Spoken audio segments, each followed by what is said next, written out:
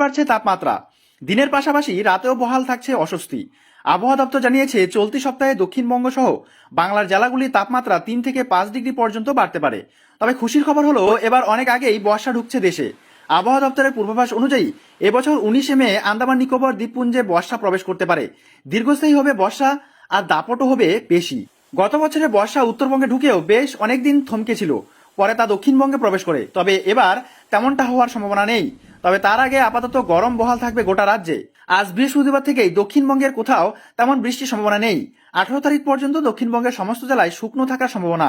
শুক্রবার থেকে গরম ও আর্দ্রতাজনিত অস্বস্তি আরও বাড়বে। আগামী 19 মে থেকে ফের ভিজবে দক্ষিণবঙ্গ। 19 মে বৃষ্টির সম্ভাবনা মুর্শিদাবাদ এবং বীরভূমে। এরপর 20 তারিখ বজ্রপাত সহ বৃষ্টি হতে পারে হুগলি, পূর্ব ও পশ্চিম বর্ধমান, মুর্শিদাবাদ, বীরভূম, নদিয়ায়।